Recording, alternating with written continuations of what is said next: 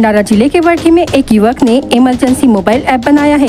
जब कोई दुर्घटना होती है तो हमारा मोबाइल फोन लॉक होने के कारण लोगों को हमारे बारे में जानकारी नहीं मिल पाती है। इसके लिए अगर आपकी गाड़ी पर QR कोड लगा होगा तो इस ऐप में जिसका नंबर डाला होगा उसे अलर्ट मिल जाएगा, जिससे घर के लोगों को जानकारी मिलते ही हम तुरंत गूगल मैप की मदद से दुर्घटना स्थल की लोकेशन जान सकते हैं। ऐसे समय में कोई अजनबी भी इस QR कोड के जरिए दुर्घटना में घायल व्यक्ति की पहचान कर सकता है और यह ऐप देश का पहला ऐप होने से नागरिकों को इससे मदद मिलेगी।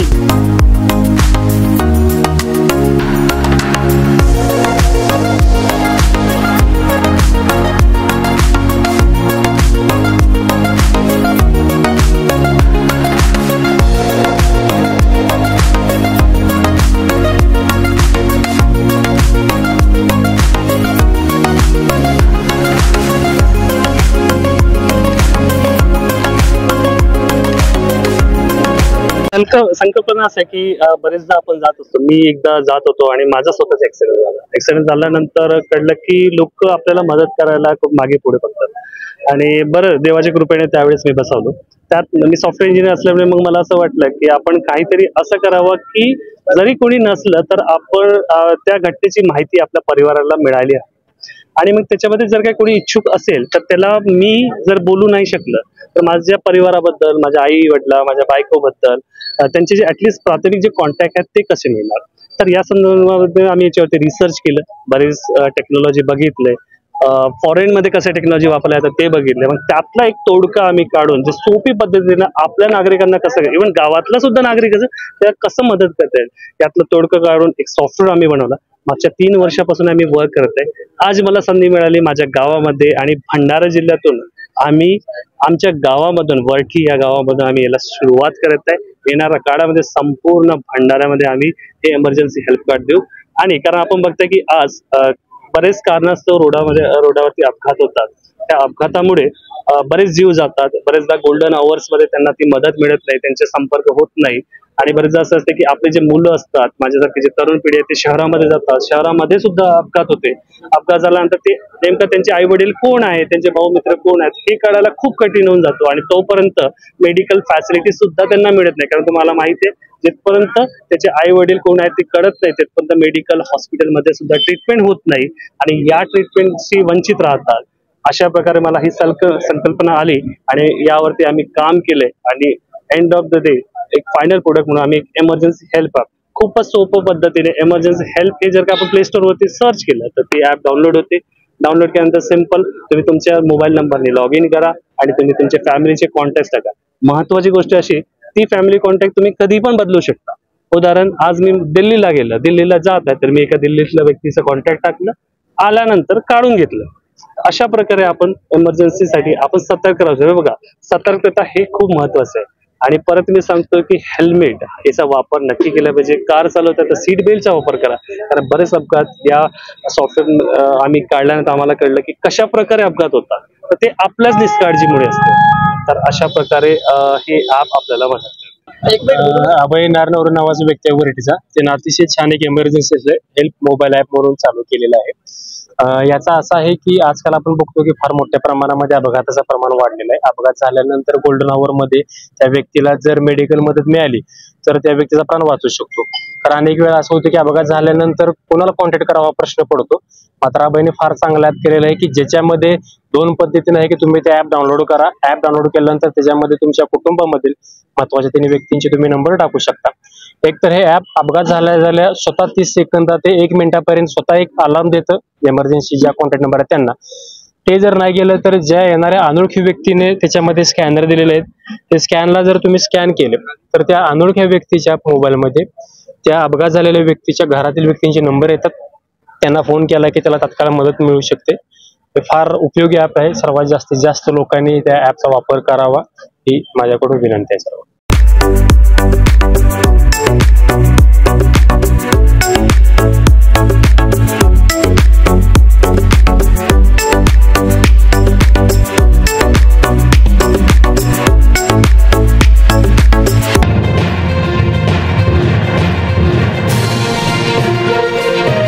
गोंदिया तहसील के दासगांव खुर्द की घटना।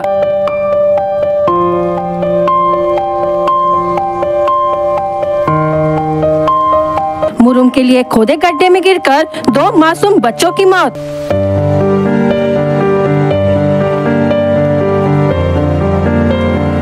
एक ही दिन बुझ गए 2 घरों के चिराग।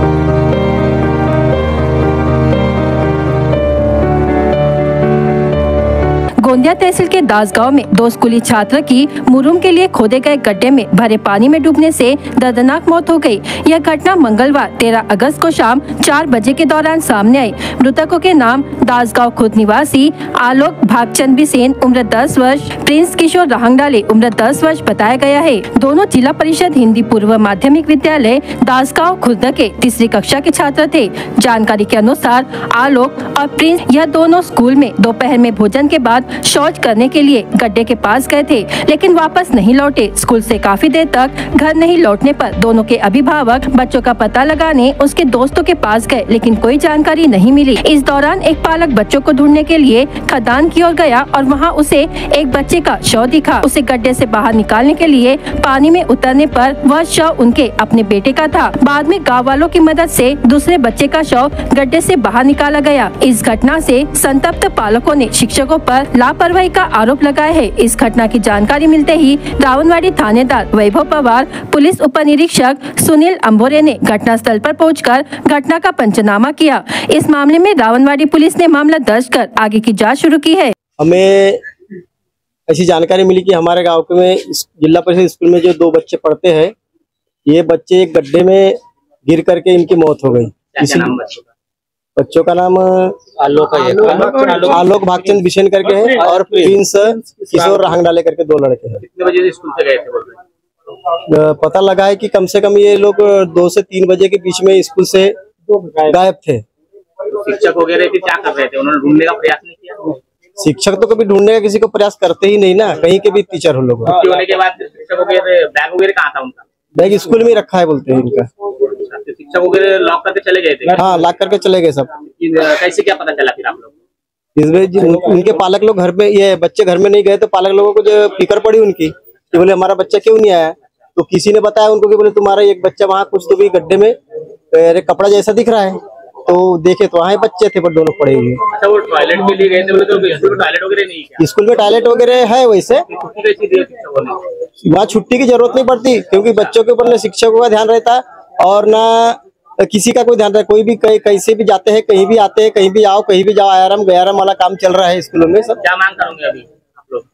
अब मांग क्या करेंगे, उसमें जो भी शासन की तरफ से उनके परिवार को या बच्चों के हित में जो भी मिले। ऐसे शिक्षक पर क्या कार्रवाई चाहते हैं आप लोग? ऐसे शिक्षकों पर तो सबसे पहली बात तो ये जो लापरवाही कर रहे हैं इनके ऊपर शासन ने बैन लगाना चाहिए। जिस प्रकार से बच्चे जब स्कूल में आते हैं तो उनकी अटेंडेंस लेते हैं, तो छुट्टी के समय भी इनकी अटेंडेंस होनी चाहिए कि मेरे बच्चे बराबर जा रहे हैं कि नहीं जा रहे हैं। ये शासन से हमारी मांग है।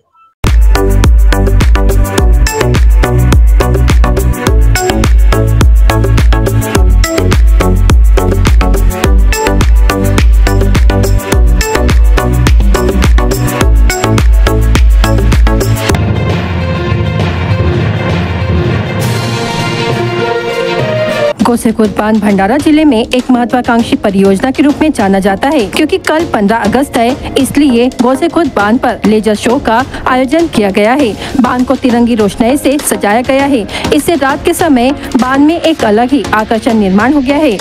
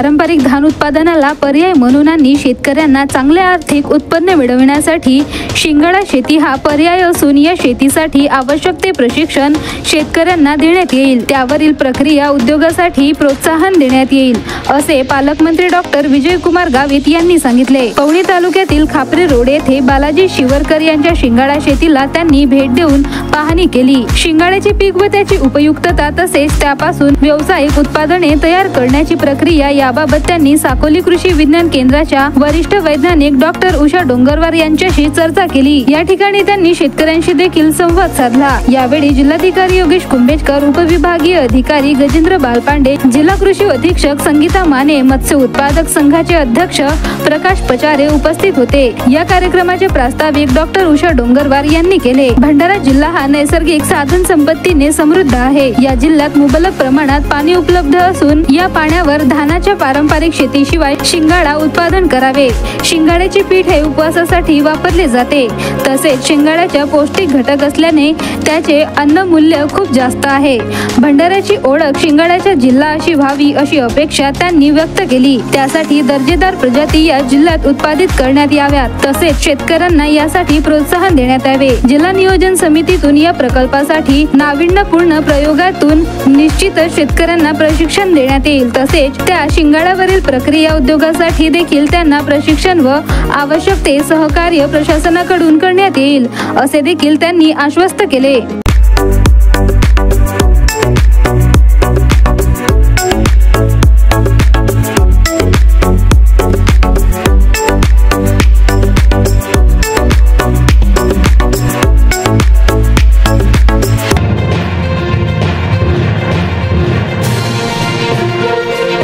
गोंदिया जिल्ह्यात जिल्हा नियोजन समितीच्या सभेकरिता गोंदिया जिल्ह्याचे पालकमंत्री धर्मराव बाबा आत्राम हे गोंदियात आले असता त्यांनी माजी केंद्रीय मंत्री खासदार प्रफुल्ल पटेल यांच्या घरी भेट घेतली। तर स्वतः खासदार प्रफुल्ल पटेल हे देखील मंत्री धर्मराव बाबा आत्राम यांच्या गाडीत समोरच्या सीटवर बसून जिल्हा नियोजन समितीच्या बैठकीला गेले। तर मंत्री धर्मराव बाबा आत्राम हे स्वतः मागच्या सीटवर बसल्याने प्रफुल्ल पटेल यांना मंत्री बनण्याची इच्छा काही संपता संपेनाशी झालेली आहे।